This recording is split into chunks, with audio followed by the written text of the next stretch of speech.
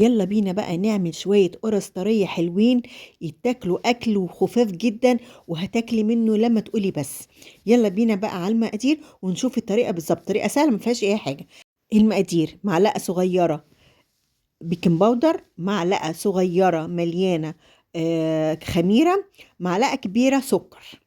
دي المواد الجافة. هنقول تاني: معلقة صغيرة بيكنج باودر، معلقة صغيرة خميرة مليانة، معلقة سكر. هنحط رشة ملح، وهنحط على المقدار كوبايتين زبادي. كوبايتين زبادي يعني الكوباية زبادي نفسها، يعني تجيبي 2 زبادي وتحطيهم كويس كده.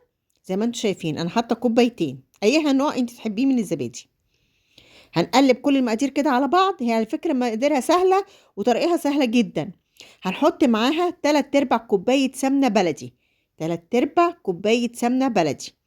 احنا في هنا مش هنحط مية خالص، هتتعجن بالسمنة والقشطة. حطينا 3/4 كوباية سمنة بلدي، ومعاها حوالي معلقتين كبار قشطة.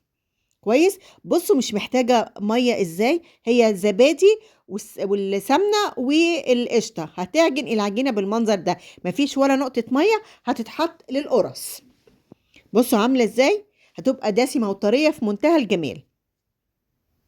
وهتاكلي كده، يعني هتاكلي منها واحدة واثنين وثلاثة مش هتحسي بيهم. هنعجنها كويس جدا وهنغطيها ترتاح شوية. انا مش عايزاها تخمر، انا عايزاها تخمر في قلب الصاج. احنا هنسيبها ترتاح شوية صغيرة. اوكي. هنغطيها ونسيبها حوالي 10 دقايق. بعد كده هنجيبها وناخد قطع قطع حسب المقاس اللي انت عايزاها، وتكوريها وتبططيها في الصينية زي ما انتوا شايفين. انا طبعا مسرعة الفيديو عشان انا عاملاها فيديوهات قصيرة. هنبتدي انا احطها في الصاج ونبطط عليها، نفردها شوية، وهنجيب شوكة ونخرمها. كل قرص من القرص هنخرمها بالشوكة بالمنظر دوت. مفيش اسهل من كده، وهتحطيها وهتاكلي احلى قرص طريه.